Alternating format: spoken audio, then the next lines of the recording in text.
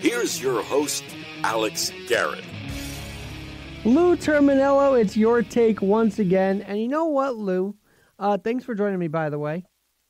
Thank you, Alex, for having me, as always. How you doing? Want to know something, Lou? I'm doing okay. But after a bad Giant loss, Vin Scully calmed me down. And you want to know why? Why? I'll play it for you right now. 44-year-old Randy Johnson, he'll be 45 next week with all of his victories, 294. 42-year-old Greg Maddux with 354 victories. But under the headline and heading of the best laid plans of mice and men, we have a 24-year-old Scherzer with no wins and a 20-year-old Kershaw with 3. What a difference a day makes. I love it. And you know what I love about that is his voice is so calming, isn't it, Louie? I mean, come on. Whenever you have a tough football loss, maybe we should just throw on some Scully to calm us down. What do you think? Well, I agree with you. Obviously, he's the greatest broadcaster of all time, not only baseball broadcaster. I think he's the best broadcaster of all time. And a lot of people forget that he did NFL games on CBS. He did the famous Dwight Clark, Montana, the Dwight Clark catch. He was the play-by-play guy in that game, which was the last football game he ever did, that NFC Championship game. He did golf for CBS for a long time before Jim Nantz. He's a calming voice.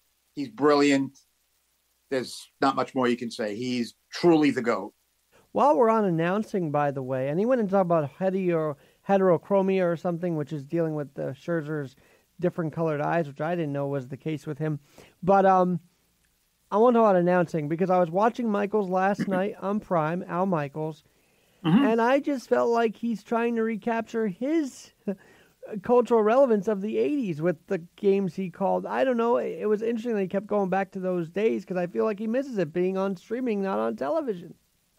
Well, I was surprised that they did cut back to like the 86 play, the 86 game where Mark Bavaro carried Ronnie Lott on his back. And they also went back to showing a Madden using the telestrator.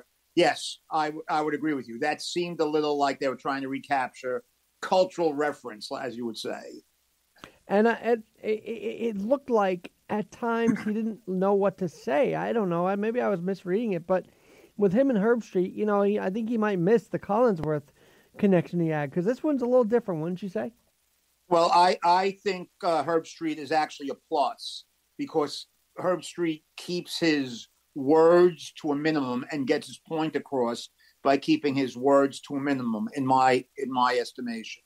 Collinsworth thinks he gets paid by the word, and he wasn't always that way. It seems Collinsworth has gone that way in the last 5 or 6 years. He wasn't always that way. He's still good, but I like Herbstreit a lot. Of course, I'm totally sidestepping the game itself because it was sick to my stomach. But watching the dynamic, and of course, it brings up the fact that Herbstreit worked with greats like Brett Musburger back in the day. That was just a few years ago. Well, Brett Musburger, another one of my favorites. And when Brett Musburger did the game, he actually, in my opinion, elevated the game to status higher than it was, no matter who was playing. And when it was a real big game, like a Rose Bowl game or the college football playoff championship game, he brought it to a level that few announcers could bring. You felt the importance of the game. Brett Musburger is one of the most underrated great announcers of all time, in my opinion. And the fact that he's not in the NFL Hall of Fame in the broadcasting wing is an absolute disgrace. He helped make NFL broadcasting what it is today with the NFL Today. They were the first ones on CBS in the mid-'70s. The fact that he does not have a place in the broadcast wing of the NFL Hall of Fame, the Pro Football Hall of Fame, is embarrassing. Somebody has it in for him. That's a shame. That's interesting. He still does some stuff on the side, I think, with the betting world. I could be wrong about that. Correct. He does. He lives in Vegas. But I want to get back. Up until 2 years ago, he was doing Raiders radio. That I did not know. See, that's why I have you on, because you fill in the gaps for me when I'm I'm sort of focused high energy on the production world at AM 970. That's why I bring in you. I need that little outside perspective, so thank you really on that. Hey, I got to say, though, back to that Kershaw-Scherzer cut, what a difference. That's about 20 years ago. 20 years makes. Scherzer now, they thought he was going to be a contender on that Ranger team, helping them get to the playoffs. That whole team is landslid. And, of course, Kershaw's still a Dodger. So, I mean, it's amazing the longevity Kershaw has had for the last 20-something years, injuries included, right? Oh, yeah, no, Kershaw has had a lot of injuries, especially over the last decade. But obviously, when healthy, he's a great pitcher, and he's going to, he's obviously, I assume, going to finish his career now as a Dodger. And but Scherzer is going to the Hall of Fame. Kershaw is going to the Hall of Fame. Johnson and Maddox already in the Hall of Fame. That clip you played a couple of minutes ago. So it's interesting how that clip is just so riveting. And it continues. I just wanted to shorten it for our audience, but it did continue. So I highly recommend you check out any of Vin Scully's one-man band talks. I mean, he really put on a show and a lecture, if you will, and a baseball clinic and even an announcer clinic when he was on mic, didn't he? Absolutely, and he never worked with a color commentator on Dodger broadcast most of his career, and he did all 9 innings, which not every announcer does. John Sterling does. But most baseball broadcast teams really don't do 9 innings. Now that they split radio and TV, Gary Cohen does 9 innings, and TV guys usually do. But he did 9 innings. Scully did before it was fashionable. Let's put it that way. Well, I know Dave Sims is a guy that jumps on both radio and TV for the Mariners to this day. So Seattle, San Francisco Giants. They alternate radio and TV, a little bit like the old days, which is the way I like baseball broadcasting. There you go. Radio that's a little terminal take on yesteryear. Kinder used to do both, I believe, back in the day, too. Kinder, Murphy, and Nelson did both. And that had to be something. I feel like I grew up in the wrong era of announcing, too, sometimes, I got to say. So thanks for bringing us back there for a minute. But I got to say, on a serious note, are the Giants worrisome? They had that struggle against the Cardinals, which seemed just totally – it shouldn't have happened. Let's put it that way. And now last night, the Niners with Purdy. Purdy looks great. And I just think the Giants could not handle any attack, any run game. I mean, they've allowed, I think, 372 rushing yards so far in 3 games. I mean, that's a lot of yardage. For just 3rd game of the season, gotta say. No, you're right. Last night's game, for the most part, was blah. I mean, I wasn't impressed by the 49ers, and I wasn't impressed by the Giants last night. As a matter of fact, even Sunday when the 49ers beat the Rams, they were okay. I mean, they had the brilliant effort in that opening game at Pittsburgh. The 49ers are good, and they have a chance to go very far. But I thought last night, okay, they got through it. They got through the game. Obviously, it's been well documented since in the last 12 hours how terrible the Giants' tackling was. It's everywhere. And, it's accurately being analyzed. Their tackling was terrible. They couldn't run. I think they only had 29 yards rushing. Right. And I think Jones only ran twice. But this was a tough stretch for the Giants, obviously, these 2 games in 4 days. And, boy, am I against these Thursday night games. I really think if you want to have Thursday night games, the teams can't play on Sunday. I mean, I think it not only hurt the Giants being the road team, I also think it hurt the 49ers playing Sunday. I just don't know if it's humanly possible for the human body to absorb playing a physical sport like football in 2023, in 2024 moving forward, 2 games in 4 days. I think they should have a second bye. If you're going to have a Thursday night game, they can't play on Sunday. They have to have a bye on Sunday and come right into Thursday. Teams look beat up, and it's only week 3. And in the Giants' case, thank God for them that they had that rally against the Cardinals, who aren't going to win many games. because there's no way they should have been down 20-0 at the half and 28-7 midway through the third quarter. But thank God Daniel Jones put him on his back and carried him to that upset win, that comeback win. That upset. Yeah. Well, what's interesting as well is I think that the thing about the Giants tackling, to me, which was they you could say they tackled them when they counted. I mean, they did hold, but the problem was you let them go down the field on the ground like that, time runs out on you, and I think that was also a factor last night that Shanahan and the Niners played perfectly. Well, you're right. I mean, they had the ball for over 40 minutes, and that's the great way to the formula for victory. And I know I said this last week. Christian McCaffrey is the best all-around running back in the NFL. I mean, he is. I mean, there might be some more explosive running backs, but the best all-around back in the NFL is Christian McCaffrey. And the 49ers have a lot of flexible players like Deebo Samuel, of course, Christian McCaffrey. I thought Purdy last night was okay. I didn't think he was great. I really didn't.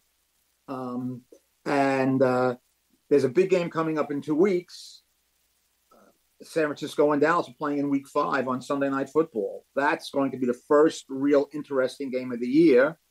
Now that Rodgers isn't going to be playing the Chiefs on Sunday Night Football a week from tomorrow night. So, well, everybody was talking about the Niners-Eagles rematch, and I think you'll see what happens against the Eagles with a healthy Purdy. I don't see the Eagles losing to the Niners at this point, but football is funny like that. The other thing about this game last night that I noticed, Lou, speaking of the Eagles game in the NFC Championship, the Niners still lost their cool. I mean, there were some penalties there. I'm like, what are you doing? You're up 20-12, and you're still like making these unnecessary roughness. I don't understand what you're thinking. Why are you punching out the other team? It seemed like that lingers still.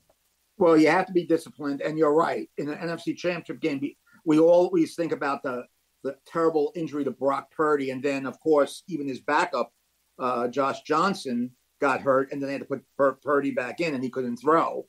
But the Niners did lose their composure in the NFC Championship game, and they're going to have to really erase those mistakes, especially in close big games. Okay, you could do it when you're up 30-12, like they did a couple of times last night, but still, once you do it, no matter what the score is, it becomes a habit, and your mindset is not right. And I agree with you. They have to be a little more disciplined.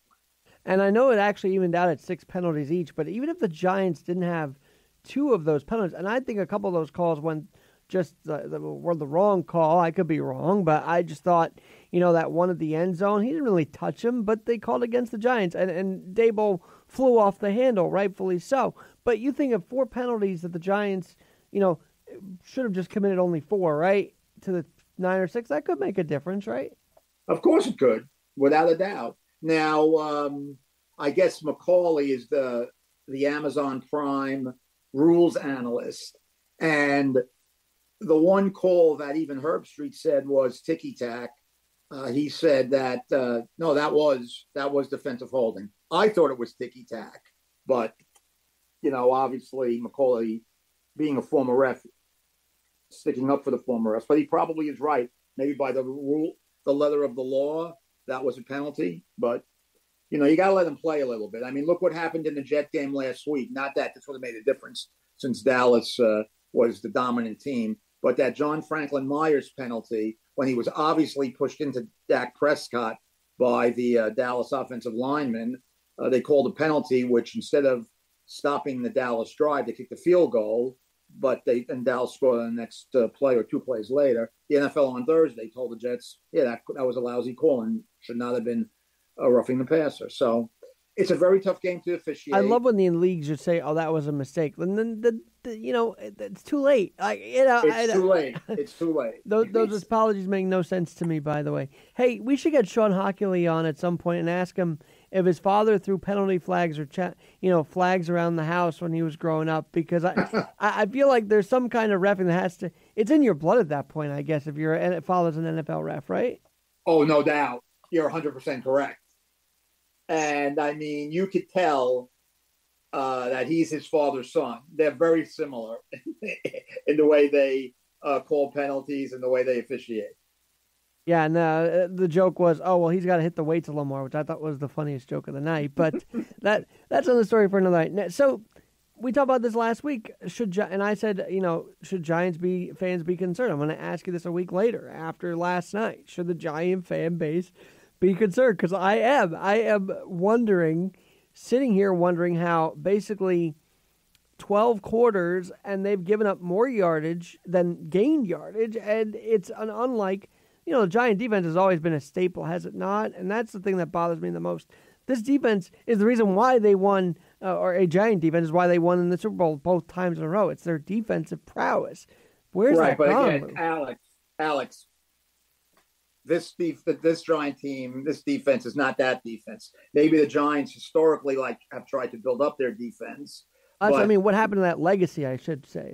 Well, it changes from time to time. The Mets legacy was always built on pitching, and it doesn't always work that it's going to be effective. I mean, this Giant team is okay. They were 9-7-1 last year. I think that they have a chance to win games. I think they can go 9-7, 9-8, 10-7 again. They have 3 tough games in my estimation coming up. The good thing moving forward, they have 11 days before they play Seattle on Monday night at home. Seattle's a winnable game. Seattle's a good team, but it's a winnable game. Then they have 2 tough road games. They're at Buffalo and they're at Miami. Those are 2 tough games. I mean, Miami is really good, and we know Buffalo is good.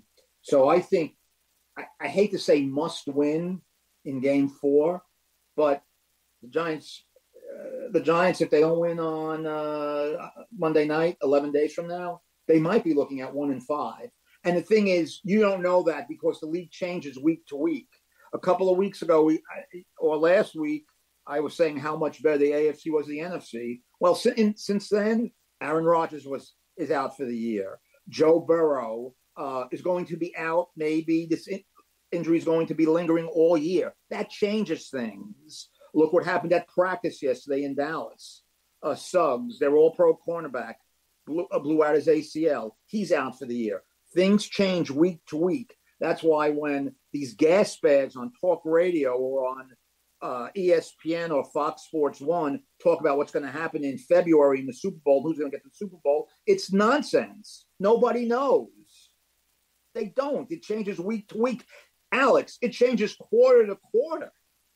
You're right. And it's and of course the injury of Nick Chubb I'm thinking of as well when you talk about injuries. Nick Chubb, absolutely. That totally affects how the Browns play because let's face it, Deshaun Watson, he's missed 2 straight years. He looks rusty. He looks like he's missed 2 straight years. He's not the player he was before the personal problems and the suspension. And that knee injury to an outstanding running back really hurts not only Watson at quarterback, but the Browns and everything that they do. I want to ask about Watson because I bet you, just like the Tyreek Hill thing with Kansas City, during a big playoff run, if you will, they're going to forget all about what he has committed. And I always have a thing about allowing these guys back in the league. What are your thoughts on all of that? Because I feel like there's some stigma hanging over him still. Right, there is. I mean, obviously there is. It's tough to shake. I think people deserve a second chance if they paid the price of contrition. And I know he paid off a lot of people, settled a lot of lawsuits. Again, every case is different. Look at what's going to happen in baseball. Trevor Bauer will never pitch in Major League Baseball again. It looks like Wander Franco will never play Major League Baseball again. Urias, the pitcher for the Dodgers, looks like he'll never play baseball again because of the domestic violence. This was his second domestic violent. And Herman had a violent past too. We got to say that. I mean, I know he threw a perfect game this year, but that doesn't wash away what he did a few years ago as Again, well. who knows? That's true. I forgot about him. He may not be. He may be done. So the fact that Watson was able to get around that, and Alex became the highest paid contract as far as guaranteed money goes. I mean, he was guaranteed $242 million. So he not only, I'm not going to say he got away with it, but got past this issue, and he's back. And the only reason he's playing for Cleveland is he wanted to play, I think, for Houston or Atlanta, if I recall. I could be wrong, but I think it was Houston or Atlanta. Go back to Houston or play in Atlanta, or maybe New Orleans or Miami. But they didn't want him. I don't think he wanted to play in Cleveland, but that's why Cleveland had to overpay to get him. And they were so desperate for effective quarterback play. And so far, he hasn't been effective in the 6 games he played last year and in the couple of games he played so far this year. That doesn't mean he can't shake off the rust. Not at all.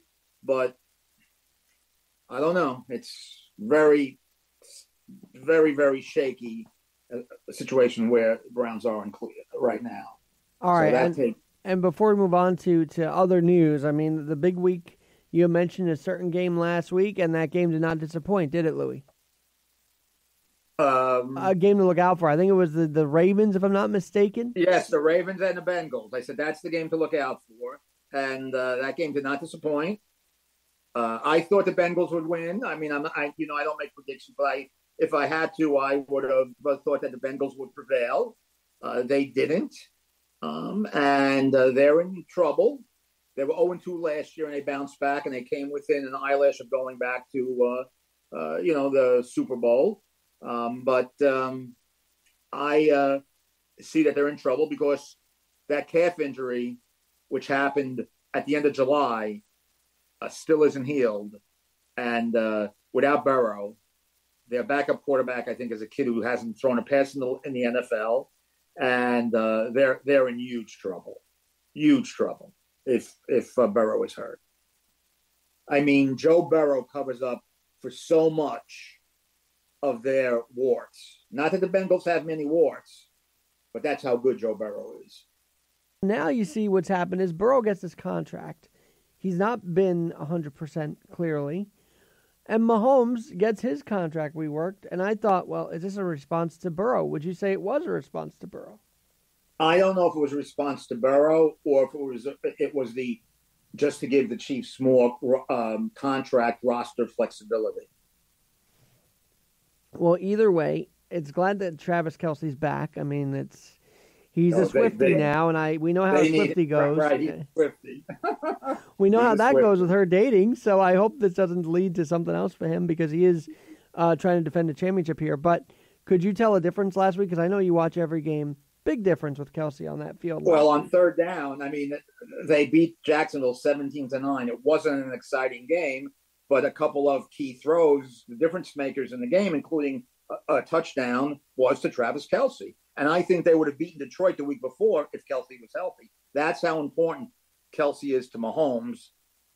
Like I said, their chemistry is off the charts impressive. I gotta bring you on a Sling TV Sunday because let me tell you, folks, I called Lou up and I said, hey, are you watching the game? Guys, he was giving me the play-by-play of like the Lions losing to the Seahawks in overtime. I'm like, we should do that for a Sling TV Sunday. Just have Lou do play-by-play for us from his TV. That would be a listen. It sure would be. Maybe we'll think about it one of these days. I don't know, one of these weeks. We'll see. It's always chaotic. I always like the Red Zone channel, too. I think they do a great job. Fantastic job. Scott Hansen is off the charts, brilliant doing that.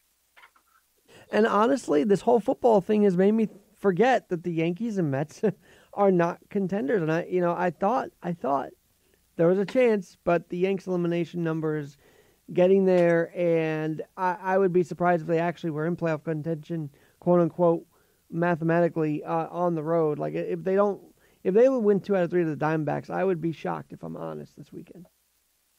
Well, here's some things that caught my eye. This is a potpourri of a bunch of things. The Arizona Diamondbacks had those first 3 great months. As a young team, Torey Lovello has done a terrific job as manager. Corbin Carroll's going to be the NL Rookie of the Year. First guy to have 20 in his rookie to have 20 home runs and 50 RBIs in Major League history. In July, they were 16 games over 500, Alex. Then they go 7-18. They're 2 games under 500 in August. Now they've played 11 games over 500 since that time. They're 9 games over right now, and they have the second wild card. They have a chance to make the playoffs. Would have been a tremendous feat for the Arizona Diamondbacks. So they've been very, very impressive. I thought when they went 7-18 and they were under 500, I thought they were done, and they bounced back. Very, very impressive. They just swept San Francisco, a team that was also trying to get in, and San Francisco went from in a playoff spot to 3 games out. I mean, they're on their last leg. So that caught my eye. The other thing that caught my eye, and I don't think they're going to make it, but here's the San Diego Padres, who have been just underachieving all season. And they were 11 games under 500, and suddenly they've won 7 in a row. And they're only 4 games out. See that? Machado takes charge of the team. You never know what happens, right? Yeah, and their schedule's favorable this last week. They have 3 this weekend against a bad St. Louis team. Then they go to San Francisco for 3 games, and the Giants are dive bombing into oblivion. And then they end up, their last 3 games of the season is at the absolutely terrible Chicago White Sox. So that's something to look at. I don't think they're going to make it, but just something to look at. Lou, why is this a slow and painful death for both of our teams? Because I look at the Mets, and their even elimination number is still there. I mean, they're not totally eliminated from this thing yet. It's just like, just give us the E or make a comeback here. Make up. Well, again, the Mets are making no comeback, and as Harold Reynolds said on Baseball Tonight, Wednesday or Thursday night, I don't know why the Mets waved the white flag so early. And as you know, we've talked about it on this program. I don't get it. Ed Kranepool actually made a statement. He didn't get it. They were 6 games out, and they had only played 105 games. That was a mistake, in my opinion. Obviously, it's water under the bridge. You got to move forward. But it's been a slow and painful official death to elimination. But the Mets were eliminated when they traded those 6 players. I mean, it makes no sense. Now, what the Mets and Yankees are doing now, they're playing these young guys, and they're trying to gather some information to see if they can move forward with these guys in 2024. Who fits? Who doesn't fit? I think Ronnie Mauricio, and again, you got to take everything that you see in September and in March with a grain of salt. But Ronnie Mauricio has a live bat. He's fast. He's a good athlete. I would think that he has a chance to be on the roster somewhere on the field in 2024. The thing is, the Mets have some prospects, and they don't know what positions to put them in. Brett Beatty, Mark Vientos, who's had a hot week. He's hit 3 or 4 home runs in the past week. He had 2 the other night in Miami. He hit 1 last night. I don't know what his future holds. It looks like he has a lot of holes in his bat. But again, this is his first time through the major leagues. So this is information gathering. The Yankees doing the same thing with their young players.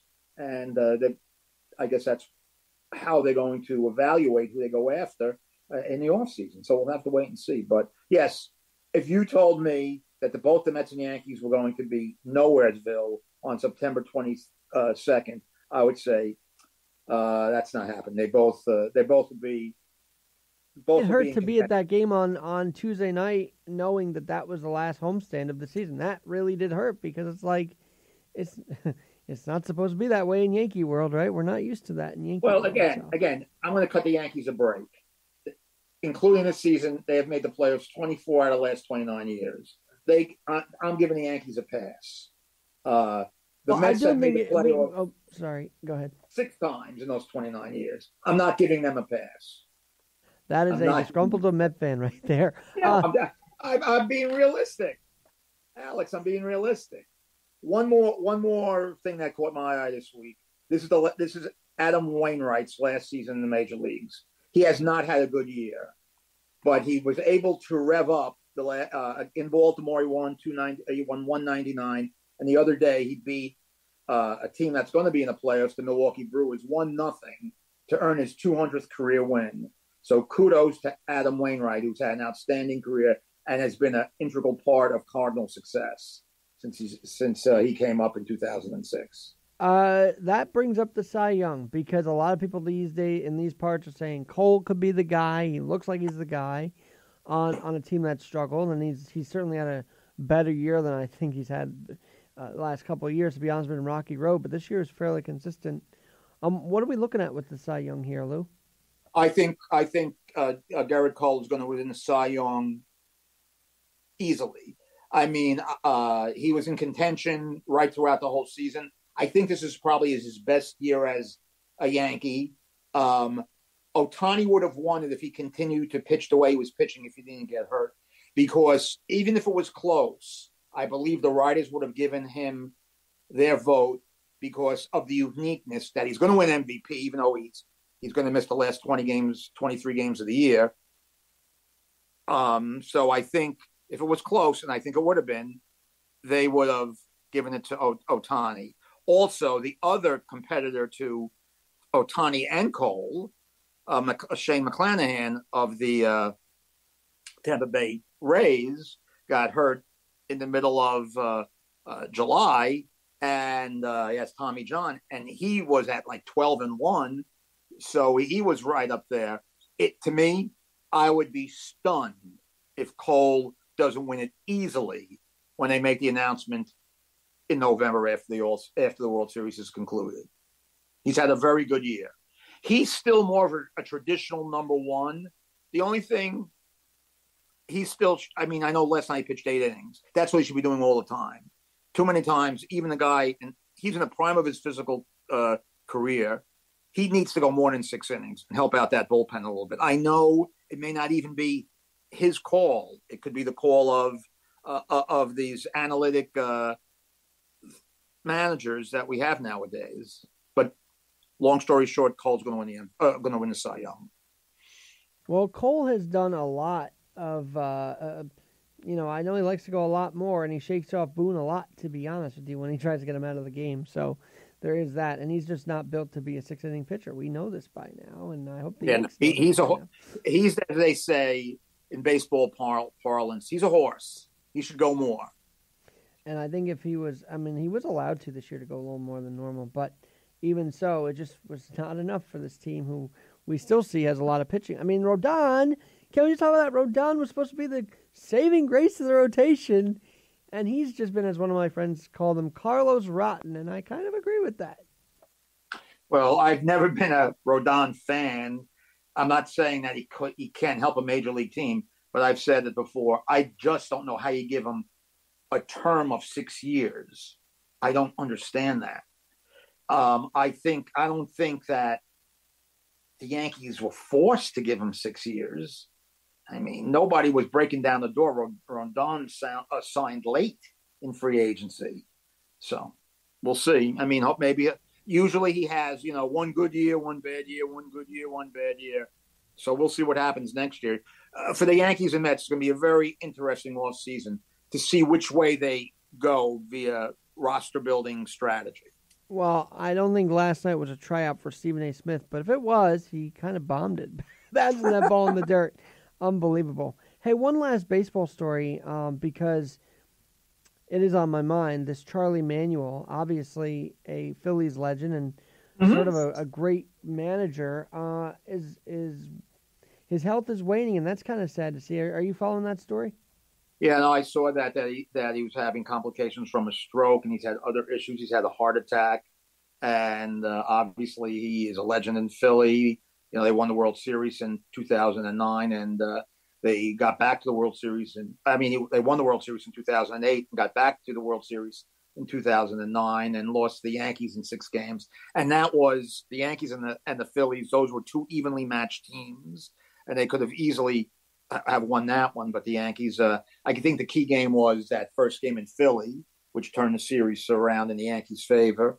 But yes, let's hope that Charlie Manuel recovers and gets healthy.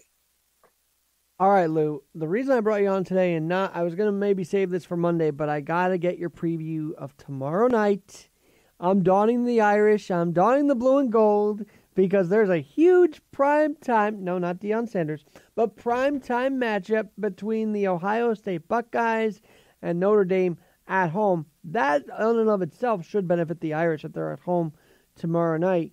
Apparently, there are going to be 32,000 Ohio State fans tomorrow, though, making the trek to South Bend. I'm excited for this. I mean, this is the first time in my life I can remember like a 3-0 Irish team taking on a Big Ten name like this. I mean, what are your thoughts? Because this Hartman guy, he's got something going for him right now.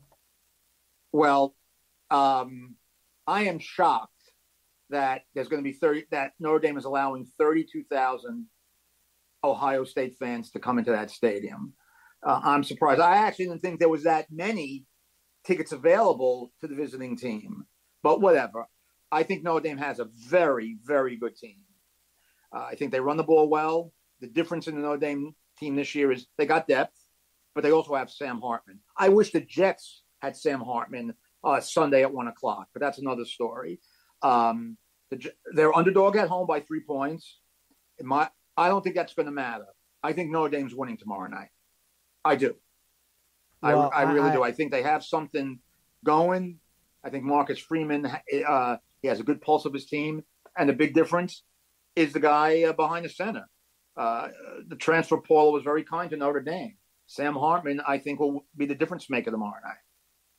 I hope so. I love the way they just lobs it in there like deep downfield. I don't know if the Irish have had a guy like that in a little while. So it's a kind of refreshing look to this Notre Dame Irish team. And I think it's true. The impatience with Freeman just need a little time. That's all. Then again, they beat some good teams, but this is the first real challenge of the season, I feel like. So there's that factor as well. By the way, we're taking the sports spotlight to the road. I got into the John Boy remote. You know, John Boy Media. So we're going to be covering an event at Billy's Bar next Sunday. How cool is that? Wow. That's breaking news. And so I figured I'd share that news with you, Lou, on Terminello's Take. And we got some other big news, big breaking news by Alex. We got some other requests in the works, so hopefully we got some great talent. I saw the Rangers line today, and I don't understand it because the way it looks, and maybe you can analyze it for us on another show as we get nearer to hockey. But I guess it's what the line looks like. They got a winger, a center, and a winger, and then the two defense behind them. Is that how the boards look typically, like the lineup, if you will? You mean the depth charts? Yes, the depth chart. Yes. Mm-hmm. So yes. It looks like the Rangers released theirs. There's some debate about that. Maybe we'll get into that. And I know you're following the Islanders. Assemblywoman Szilagyi, who we had yesterday, announced her Islander fandom because obviously she's a rep for that Assemblywoman representing that area. So I guess she had to say that, right? But I want to ask her anyway. Yep. Again, I'm looking forward to this hockey season. I'm looking forward to training camp. All three teams have different angles as far as we look at them. Obviously, the Rangers are a now team because they do not have a young team. They're a now team. So it's interesting to see how they bounce back after blowing that 2-0 lead in the first round last year. They're going to be very good. It's going to be between them, the Devils, and Carolina for first place in the Metro. They're going to be the top three seeds going in the Metro division. The Devils, we have to see how they handle the success they had last year. I mean, they had success. They beat the Rangers. They came back from 2 down in the first round. I didn't think they could come back. They lost the first 2 games at home, but they did, and they did it in impressive fashion. I think they still have goaltender issues as far as getting deep into the Cup playoffs. But again, they're young, they're fast, they can score, and we want to see how these guys advance with a little playoff experience. The Islanders, basically the same team that that played last year. And again, I wish they had improved the team a little bit better, with a better sniper, improve the goal scoring opportunities. But we don't need their power play, which absolutely killed them last year. They didn't even get a power play specialist. That's the number one question I would ask anybody on the Islanders or associated with the Islanders. How are you going to improve a pathetic power play? And the power play has been pathetic for a while, even when they went to the conference finals 2 years in a row. So we'll see what happens. Well, I know that you'll keep an eye on it for us, and I know that Island. I know that any of our fans in the tri-state area are just looking for some sports hope. That's Alex? all we're looking. Oh, well, Lou, I know that you're going to keep track of that for us. I did have fun going to see the Devils. Jack Hughes, of course, you chided me because the minute I saw Jack Hughes, he gets hurt, and he's out like weeks after. And it's like, it wasn't my fault, Lou. It just it happened that way. But no, I think you jinxed them. I think you cost them a 50-goal season last year. Well, I did see, the funny thing about that game was I saw Beauvillier's last game as an Islander 2 days before. Then he gets traded to the Canucks, I think like a day later or whatever. And all of a sudden I'm watching him play the Canucks, the next night in a Vancouver uniform. It was kind of interesting how that worked out. That is interesting how those trades work out and with the schedule and all. Well, look, Absolutely. Bader just came back as a Red a week ago or so, and I didn't get a chance to see that, but I wanted to see him come back anyway, just because he seemed like a likable guy on that team, I got to say. Oh, I would say so. Yes, I would say a likable guy, a very good defensive outfielder, and he will get a lot of calls this off season when free agency starts. All right, one last thing, because when we talk about hockey, one last thing. Tell us what happened with Mike Babcock. Now, he's a Hall of Fame coach, right? He should be good in the Hall of Fame. He's a great coach. But what happened? What went wrong in Columbus? Well, you said it. I mean, he won the Stanley Cup. He was the head coach for Canada when they beat the United States in the gold medal game in Salt Lake City in 2002 and broke Canada's 50-year gold medal drought in the Olympics. Obviously, he's well thought of. He was with Detroit. He was with Anaheim, and but apparently he was a little bit of, I don't know what we want to say, some improprieties as far as taking players' phones and looking at their photos. He says to get to know them better. I don't know about that. Again, I can't say because I'm not there. And now they're also saying he's done some other things where he berated players. I guess he crossed the line. I never thought of him that way when he was either interviewed. I was never near him. I never spoke to him or was in his presence at a press conference, except on television or radio. He didn't seem to be that type of coach, but apparently he is. And I assume we'll never see him again on a coach a game in the NHL or maybe anywhere. And he's only 60 years old. So funny how life works, because I always thought Tortorella had a temper, but you never heard any of those stories coming out of a Tortorella locker room, which is interesting. Right. Now, maybe Tortorella is just one of these guys who has a temper, blows off steam, screams at the players for their inadequacies, what he perceives as inadequacies on the ice. But maybe he's not berating him to the point where he goes over the line, or looking at at their private cell phone pictures. Very strange. I'm just shocked. You never got that feeling with Mike Babcock. But again, you never know. No, you don't. Well, Lou, this has been great. And any other things that caught your eye while we're still on Terminal's Take for this week? Obviously, the baseball scene's the same. I didn't ask you this. Are the Jets still looking for a quarterback? Is that still a search even as we go into this next week here, or what? Well, I'm surprised that they haven't signed somebody now. Apparently, they offered Chad Henne, who is the backup in Kansas City and who retired. And since he retired, you've seen him on Subway commercials with Mahomes. He's been in a couple of Subway commercials, and apparently the Jets offered him a contract. and he said he was happy to receive the contract, but he said at this stage of his life, I guess he's doing some volunteer coaching at a high school in his hometown, and he said, I went out a winner, so I don't blame him. I mean, not to knock the Jets, but I mean, I'm just saying, he's not a championship winner. He's 39 years old. He said, my body's taking a beating, and that's fine. I mean, but I assume they're still looking. But look, Alex, look, Andy Dalton starting for Bryce Young. I mean, Bryce Young is 23 years old, and, you want to talk about, Aaron Rodgers is 39. You got to expect him to get hurt. It really has nothing to do with age when it comes to football. Football is just a collision sport, a sport where injury is prevalent. Anthony Richardson's not starting. Another first-year guy, 20-year-old. He's not starting because of a concussion. Minshew is going to start. So, again, even these teams, there's not a lot of backup quarterbacks. I just think the Jets should have been more prepared.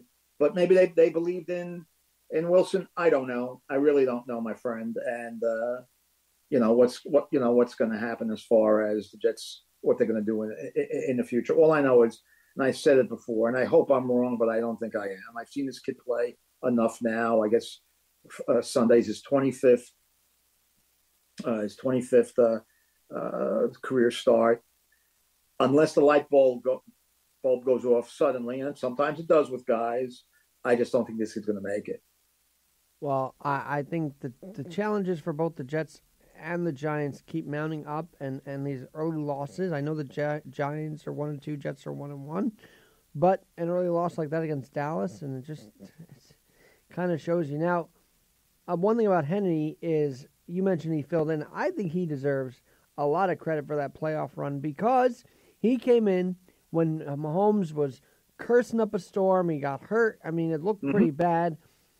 Henny was like a saver for that first game of the playoffs. Well, he comes in, they're on their own 2-yard line, and Henny leads them to a 98-yard touchdown drive. Whatever the Chiefs paid him last year to be backup, he earned his money right there.